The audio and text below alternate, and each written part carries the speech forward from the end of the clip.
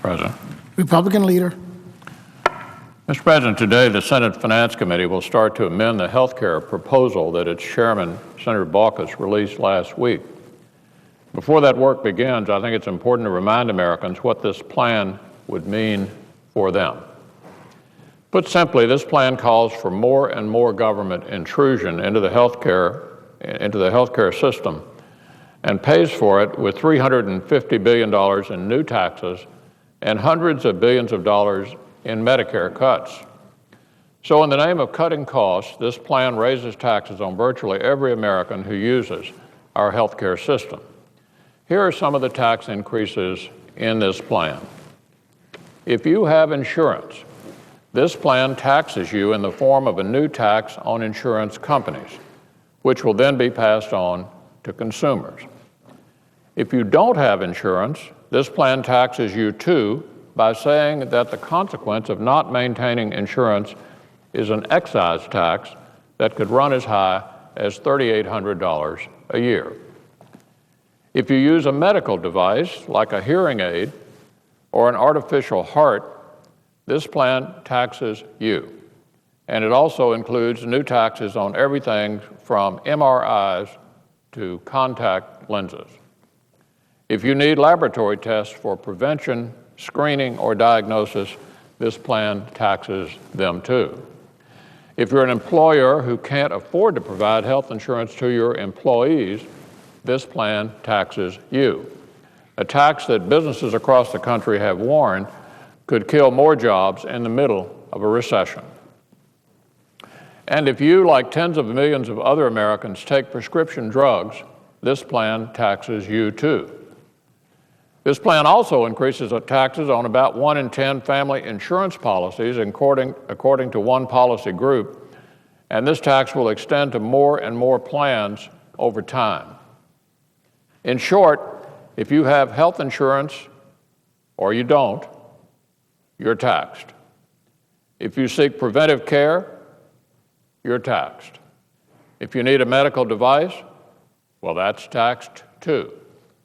At a time when Americans are demanding lower health care costs, this plan would drive them even higher. As I said earlier, this plan also contains hundreds of billions of dollars in Medicare cuts, which will hurt America's seniors. It contains $130 billion in cuts to Medicare Advantage, a program that gives 11 million seniors more choices and options when it comes to their health care. One Democratic senator described these cuts as, quote, intolerable, end quote. The president recently said that seniors currently on Medicare Advantage would be able to get coverage that's, quote, just as good. Seniors, however, want to keep the insurance they already have.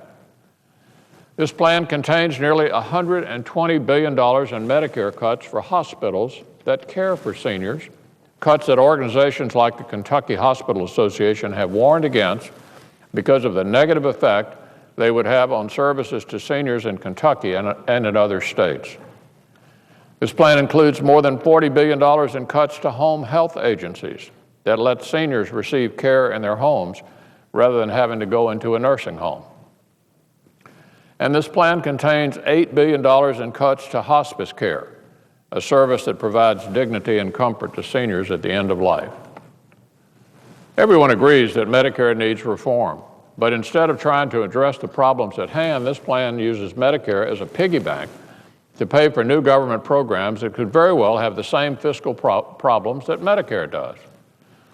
Americans want reforms that make care more affordable and keep government out of health care decisions. They don't want a so-called reform that would actually make care more expensive and would put government bureaucrats in charge of health care decisions.